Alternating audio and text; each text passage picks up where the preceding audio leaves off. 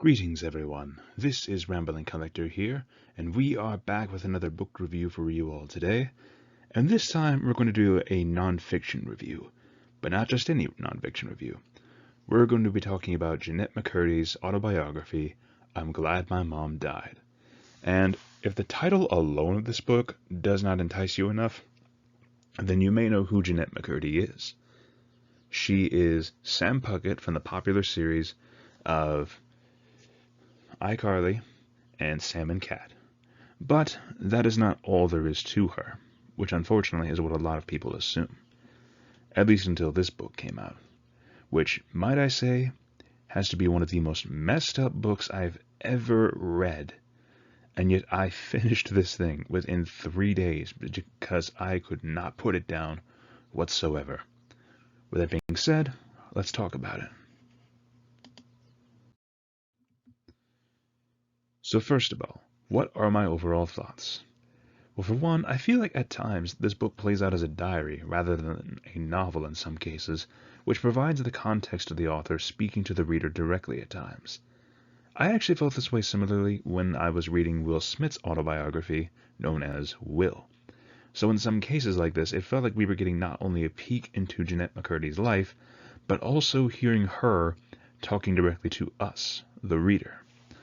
And that definitely made it more of a inclusive and very enticing read, in my opinion. Mostly just because of how much it was spaced out between her early childhood all the way to her adulthood. It was very interesting.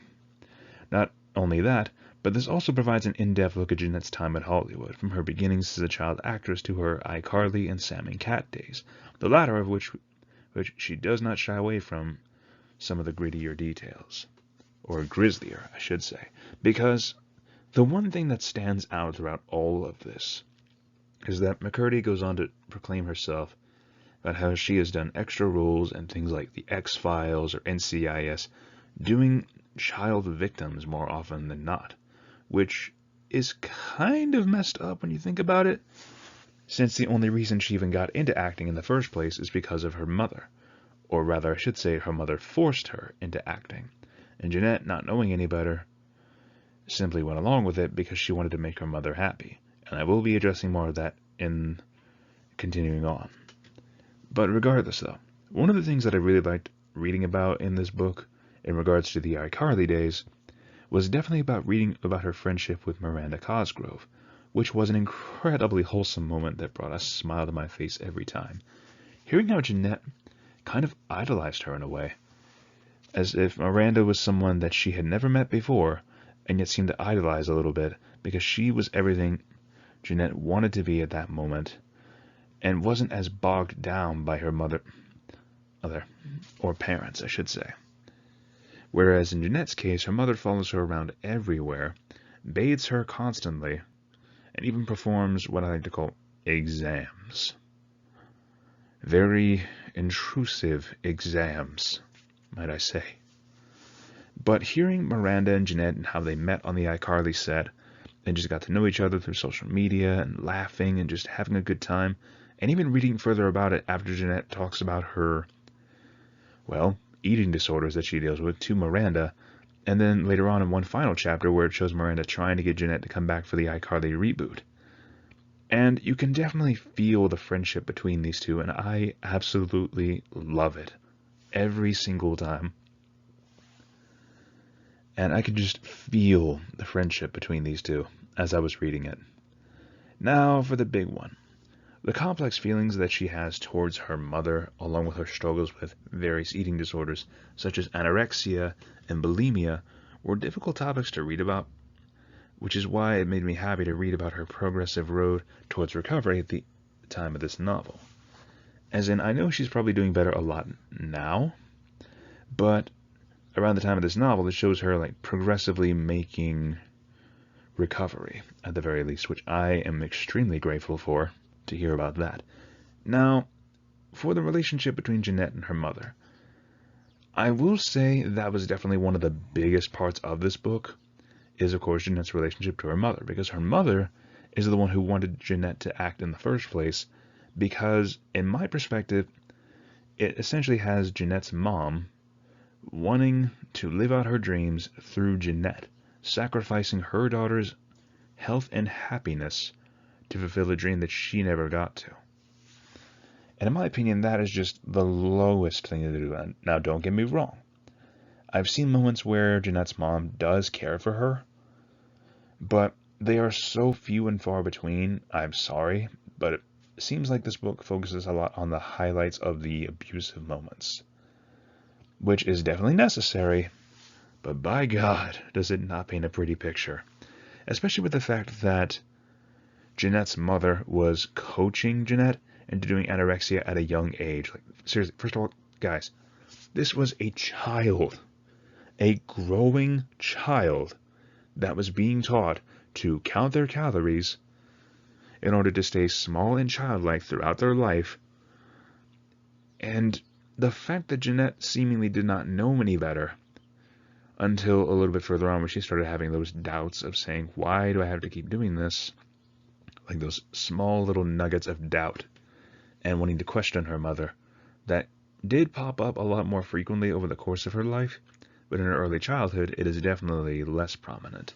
But again, the anorexia, just who teaches a child something like that? Like, I understand that, no, there is nothing to understand here. That anything like that is just wrong.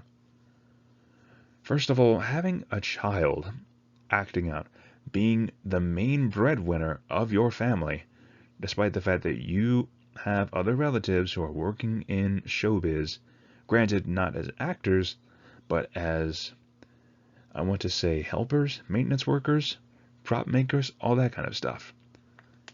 And yet you're telling me that a child is becoming the main breadwinner of the family to help keep them up in order to support the mother's habits of hoarding, dieting, all those other things. And I'm sorry, I just cannot excuse that at all.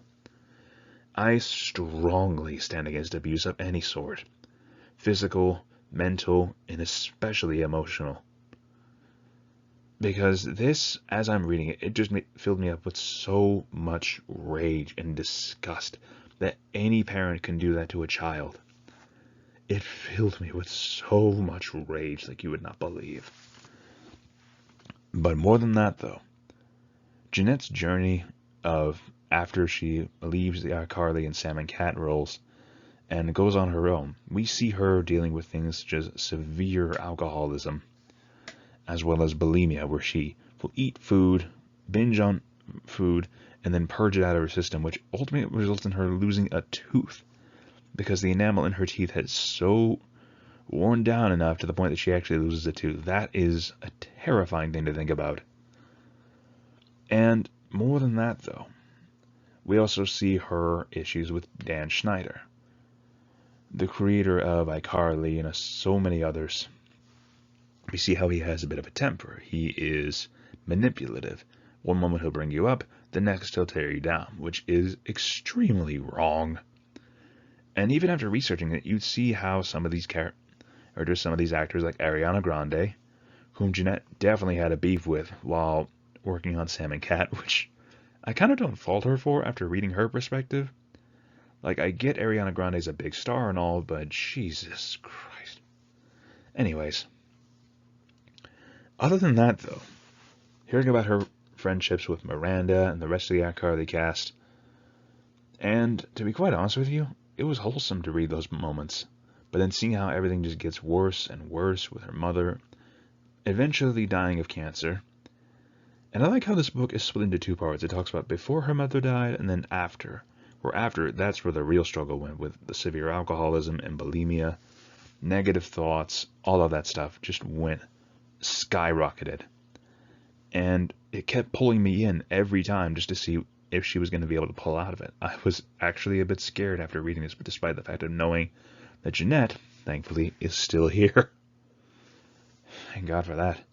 Anyways, I think I've talked enough about overall thoughts. Now let's talk about some random thoughts here.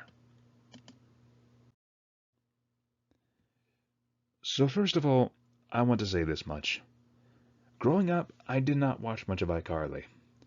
In fact, at one point, I was not much of a fan of it at all. namely because I thought it was more of a girls' show. And I see all of you fans out there, put your butter socks down for the love of Christ. No, I do not need the Inquisition after me. No, put them down. Put them down. But I will say, two of the main characters that I absolutely enjoyed, simply for the comedic timing and just absolute chaos they brought to the table, were, of course, Jennette McCurdy as Sam Puckett and Jerry Trainor as Spencer Shea. Those two alone seemed to bring so much chaos on set that it was absolutely a fun time to watch. And in some cases, like, I'm sorry, but Jerry Trainor and Jennette McCurdy were sometimes icons, which is very bad considering her relationship to fame is not the greatest, and that she grew to hate fame overall, which I can totally understand that point of view. But with her and Jerry Trainor, they formed some of my favorite characters just to watch them either beat the living crap out of people or, in Jerry Trainor's case, set something on fire, which I swear at times I thought he was a pyrotechnic or pyrokinetic or something. Because how do you explain everything combusting around him? Seriously.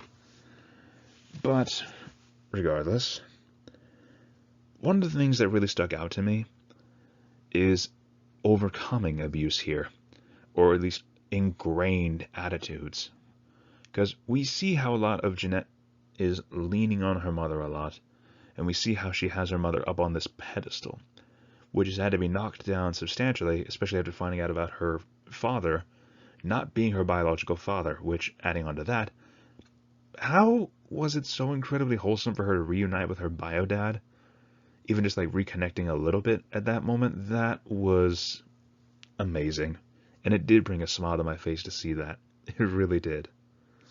But other than that, though, I could definitely see that both of them were in the wrong at times. For instance, with Jennette, with the bulimia, how she was having to tell herself to stop. Overcoming emotions, that is not an easy thing to do. The emotional guilt of enjoying food is definitely something to overcome, but it will take time to do so, and it is very difficult. Not to mention the whole thing of having to take her mother off of this pedestal to both recognize that while she still loves her mother, she also sees all the faults in the fact that she was essentially robbed of her childhood in a way. She never got the chance to actually be a full-fledged child. She had to practice lines, had to be essentially the main breadwinner of the family from a very young age, and it robbed her of her innocent years. And that is a hard thing to come to terms with, that your own mother, who brought you into this world, essentially used you to fulfill their own agenda, as well as gain more money. And at the end of the day, you were powerless to stop it until years down the road, when all these ingrained behaviors were just stuck there. The anorexia, the hating of food, trying to go on all these intense diets. Just, it's hard to do that. It is hard to break ingrained behaviors, and I am so glad that Jennette is working towards that. And again, guys, this is not an easy book to read. If you cannot handle things like this, then I recommend not reading this for your own safety. But if you can, you will be extremely invested. And I gotta say, having that moment of closure where she visits her mother's grave at the end of the book, and knowing in her heart that it's going to be the final time that she will ever come back to that grave, that was amazing. That was a great way to send off the book. And the fact that this thing is only 303 pages and yet was so enthralling, that definitely tells you that Jennette has talent when it comes to writing. But with that being said, let's move on to the overall score.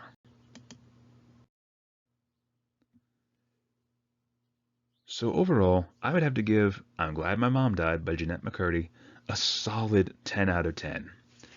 This book enthralled me, not just because of who Jennette is, but of whom she had played. And just from that title alone is what also pulled me in. Hell, my girlfriend actually read this one, and she said it absolutely wrecked her. And I can say this much, it definitely brought about a lot of emotional responses from me. And I could say this much. While Sam Puckett, the character, was a fun character and definitely inspiring to be a full chaos gremlin, I will say the story of Jennette McCurdy, the actual human, is much better, much more inspiring, and quite frankly, is worth checking out. For all of you out there who have read this book before, let me know your thoughts on it. How did you feel when you read this story? Did you have any other differing opinions on it? Or did you simply pick it up because you were a fan of iCarly at the time and were curious to read? Or was it just the title itself that pulled you in? Regardless though, I want to hear your all's thoughts. And if you like this video, feel free to leave a like, comment your thoughts down below, or subscribe if you're interested for more. And to Jennette, if you are watching this by any chance, or if you somehow find this video, I want you to know that I applaud you for your journey of recovery, and I hope that it is still a progressive journey. Thank you for making such an iconic character in Sam Puckett, but I hope that you are happier where you are now. Thank you all for listening. This is Rambling Collector signing off for now. Have a great day, fellow readers.